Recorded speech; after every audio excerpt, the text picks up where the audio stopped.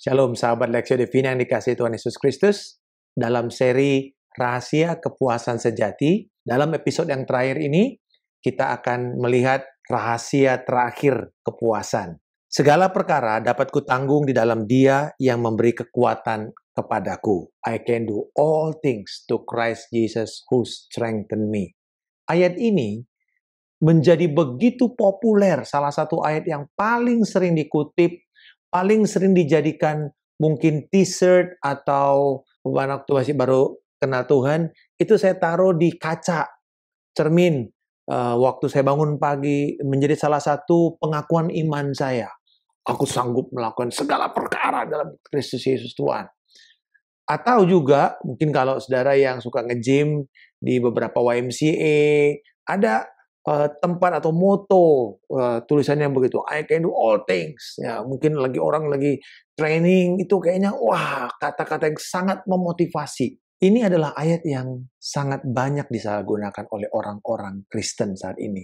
Mungkin Anda pernah lihat salah seorang petinju dunia memakai di sabuknya Filipi 4:13. Wah, rasanya orang bilang, wah ini bentuk penginjilan. Orang mengartikannya dengan cara yang salah, sampai memakai di tengah-tengahnya frase, aku dapat melakukan apa saja melalui Kristus yang menguatkan aku, melakukan segalanya termasuk hal-hal yang spektakuler melalui Kristus yang menguatkan saya.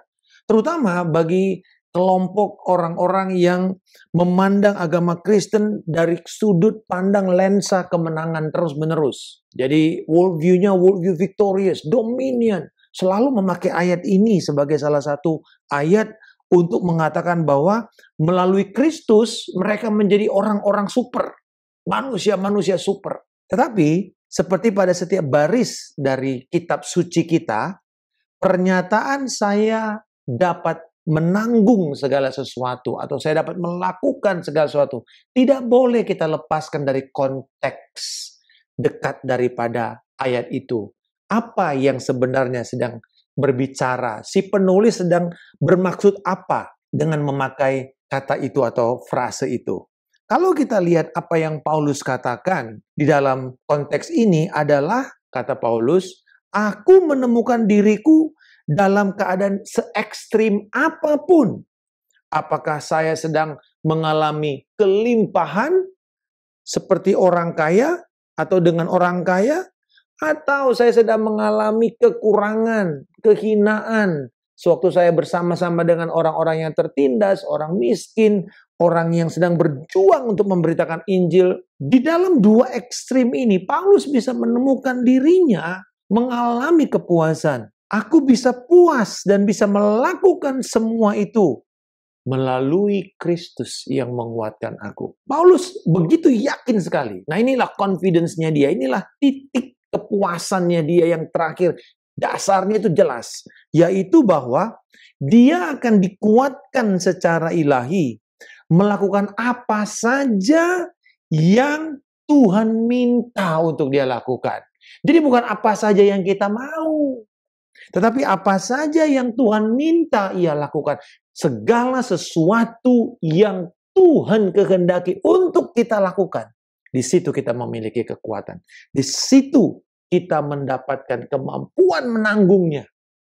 Di sini Paulus tidak hanya bisa puas dan percaya diri dalam setiap keadaan, tapi dia juga yakin bahwa dia mendapatkan pembekalan, perlengkapan, kuasa ilahi dalam melakukan setiap misi-misinya. Di dalam setiap penugasan-penugasan pelayanan, penugasan-penugasan yang kita terima dari Allah, yakinlah bahwa di situ kita akan mendapatkan pembekalan, perlengkapan, kekuatan menanggung segala sesuatu di sana, dan yang paling penting bisa menikmati, bisa mengalami kepuasan. Kita bisa bersuka cita di sana.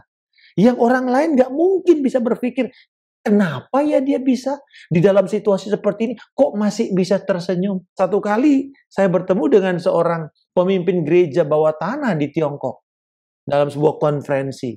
Dan dia ketawa-ketawa memperlihatkan video di mana mereka sedang dipenjara dan mereka sedang sharing firman, mereka ketawa-ketawa. Saya bilang, bagaimana mungkin ini bisa terjadi? Kenapa? Karena pengertian ini tadi, kita mendapatkan pembekalan, kekuatan, dan juga kemampuan menanggung, tetapi juga kepuasan dan kenikmatan melakukan dan menjalankannya. Dan Paulus mengatakan hal yang sama di dalam suratnya kepada jemaat di Kolose, yaitu dalam pasal pertama ayat 28-29, di mana ia mengungkapkan Kristuslah yang menopang pelayanan aktifnya. Jadi Kristus di situ dikatakan dialah yang kami beritakan dan kami peringatkan setiap orang, mengajarkan setiap orang dengan semua hikmat, supaya kami bisa membawa mereka kepada kedewasaan di dalam Kristus, memperlengkapi mereka untuk menjadi dewasa. Kami berjuang dengan keras. Wah, di situ Paulus memperlihatkan bahwa dia memfokuskan semua energinya untuk bisa melakukan, membekali jemaat demi mereka mengerti akan Kristus. Dan di sini dia katakan, aku mengerjakan itu dengan sekuat hatiku dalam diriku. Ini satu pernyataan di mana all out, 1000% gitu. Ya, semangatnya bukan 100%, 1000% dia taruh di sana. Paulus bekerja keras, pagi sampai malam, bergumul, berusaha dengan sekuat tenaga. Tetapi kembali lagi, dari mana dia dapatkan semua energi itu? Apakah dia minum energy drink? Saya rasa enggak. Apakah dia kelebihan kafein? Wah, mungkin waktu itu juga belum banyak orang tahu akan kopi. Tetapi yang pasti, Kristus adalah sumbernya. Kristus itu yang menjadi motor penggerak dan sumber kekuatannya. Tetapi juga the ultimate satisfaction, kepuasan, contentment yang paling puncak itu datangnya dan hanya di dalam Kristus Yesus. Kalau kita lihat di sini, pengertian yang tepat itu LAI sudah bagus menerjemahkannya. Bukan melalui Kristus Yesus, tapi aku dapat menanggung segala perkara di dalam Kristus Yesus. Itu sebenarnya terjemahan yang paling tepat dari bahasa aslinya. Yaitu janji itu harus ada di dalam Kristus. Jadi cara Paulus memiliki kekuatan dalam menghadapi kesulitan, situasi ekstrim, baik itu ekstrim kelimpahan maupun ekstrim kekurangan. Dia melakukan itu dengan sebuah keyakinan bahwa aku adalah manusia di dalam Kristus. Man in Christ. Dalam setiap keadaan, Paulus mengingatkan dirinya, dia adalah manusia di dalam Kristus. Dan dia mendapatkan kepuasan, terlepas dari apapun situasi yang sedang dia hadapi. Sahabat Lexio Divina yang dikasihi Tuhan Yesus Kristus, keadaan kita sebagai orang percaya tidak jauh dengan Paulus. Keuntungan yang kita terima tidak jauh bedanya dengan apa yang diterima oleh Paulus. Kenapa? Karena janji Tuhan di dalam 2 Korintus 5 ayat 17, siapa yang di dalam Kristus, ia adalah ciptaan baru. Yang lama sudah berlalu. Dalam bahasa aslinya, yang lama sudah mati. Yang baru sudah datang.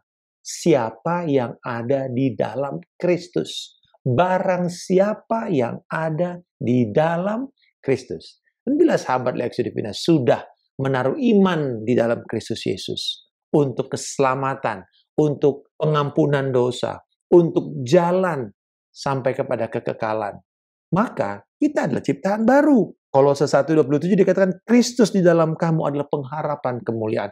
Christ in you is the hope of all glory. Wow. Segala pengharapan kemuliaan itu hanya ada di dalam apa? Di dalam Kristus yang ada di dalam sahabat semua. Saat ini kata yang penting yang kita mesti tangkap pada akhir pekan ini adalah di dalam Kristus. Kita hanya bisa diperkuat secara ilahi, melakukan apapun yang Tuhan inginkan kita kerjakan hanya di dalam Kristus. Nah, tentu saja ini bukan berarti kita bisa melakukan apa saja yang kita mau seperti saya katakan. Contoh, misalnya saudara mau nekat gitu ya.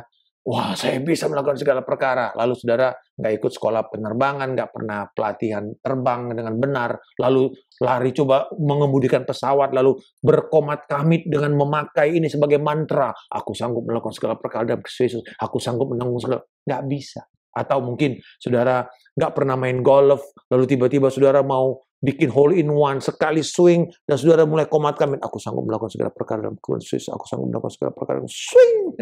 Belum tentu saudara bolanya kena malah. Nggak pernah latihan kok. Hal yang sama. Jangan memakai ayat ini hanya untuk sekedar sugesti diri. Tetapi kita mesti tahu, apakah yang saya lakukan itu adalah kehendak Allah? Kalau iya, maka kita bisa mengatakan, aku sanggup menanggungnya di dalam Kristus yang sudah memberikan aku kekuatan. Kalau hari ini kita sedang dirawat di rumah sakit, atau dirawat karena kesehatan kita yang sedang menurun, dan Tuhan izinkan itu terjadi, maka kita bisa mengatakan, Tuhan, aku sanggup menanggung ini dengan sukacita dan menemukan kepuasan. Oh, mungkin kita sedang dalam kondisi beban berat, dalam kondisi harus mengurusi begitu banyak kewajiban keuangan, tenggat-tenggat waktu yang sudah mepet atau malah mungkin sudah overdue. Di situ juga sama, kita bisa mengatakan, Tuhan, di dalam kekurangan yang ekstrim ini, aku sanggup menanggung segala perkara ini di dalam Kristus. Atau mungkin begitu banyak pelayanan yang membuat kita beresiko tinggi untuk melakukannya. Hal yang sama, aku sanggup menanggung semuanya itu di dalam Kristus Yesus. Saya mau mengajak kita semua menemukan kepuasan yang tertinggi di dalam Kristus Yesus. Apakah kita sedang mengalami juga musim kehidupan yang penuh dengan kemakmuran, kelimpahan, atau sebaliknya? Maka itu tidak akan menghancurkan kita, membuat kita menjadi pahit. Tapi sebaliknya, kita menemukan Kristus adalah pusat hidup kita. Kita bisa merasa puas. Kelimpahan dan kekurangan akan berlalu. Tetapi Kristus tetap sama. Kemarin, hari ini, dan sampai selama-lamanya. Bapa di surga, terima kasih. Kami tahu rahasia yang terbesar itu adalah di dalam Kristus. Kami bisa menemukan kepuasan yang gilang gemilang, the ultimate satisfaction and contentment, ketika kami sadar kami ini ada di dalam Kristus. Dan Kristus itu yang sudah melewati semua, baik keadaan kemuliaan maupun keadaan yang kosong. Engkau sudah mengangkat dia sampai di mana semua lutut harus bertelut dan setiap lidah harus mengaku Yesus Kristus Tuhan bagi kemuliaan Allah Bapa. Terima kasih. Di dalam kehendak Allah, kami dan apapun yang sedang kami pikul ini akan mendapatkan kekuatan, pembekalan ilahi, kemampuan dari Roh Allah, dan lebih dari itu, kepuasan dan kenikmatan, sukacita menyertai kami. Di dalam nama Tuhan Yesus Kristus kami berdoa dan mengucap syukur. Haleluya. Amin. Salam kemenangan. Saya Pendeta Markus Simanjuntak. Have a great and wonderful weekend.